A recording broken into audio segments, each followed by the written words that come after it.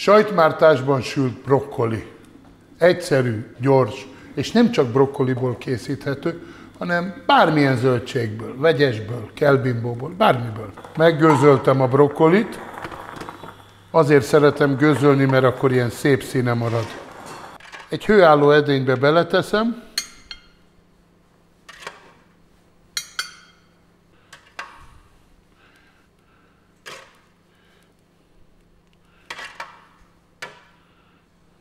elkészítem a mártást, amivel bevonom. Vajat olvasztok a közepesen meleg serpenyőben.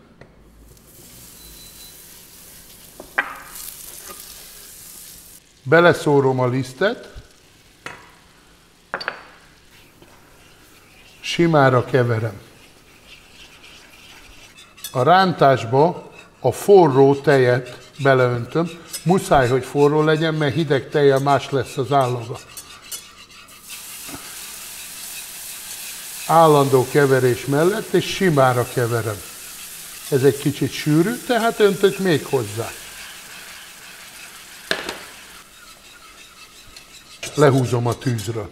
Világos vajas rántás, forró tej, simára keverve, ezt úgy hívják tejmártás, azaz bechamel. Ez egy alapmártás. Most elkészítem a sajtmártást, megsózom, adok hozzá egy kis mustánt. Aki nem szereti, ne tegyen bele mustánt. Beleteszem a tojás sárgáját, egy kevés borsot is reszelek bele. Aki szereti, nyugodtan reszeljen bele egy kis szerecsendiót, elkeverem.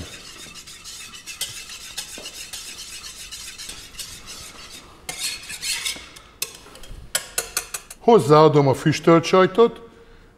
Azért választottam füstölt sajtot, mert az nehezebben olvad, és ha egy kis szerencsénk van, akkor ilyen szép szálak lesznek benne, mikor megsül az étel.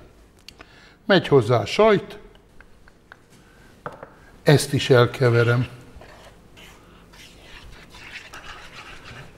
Ez így egy bevonóképes sajtmártás, bármire jó, halacskára, tehát ha valamit fölül szeretnék sütni, mondjuk egy szelet halat, amin van egy kis penót, és sajtban szeretném megsütni, akkor érdemes ilyen mártást készíteni.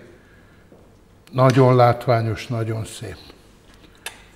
Megy a sütőbe, 200 fok, 10 perc, és meglátják.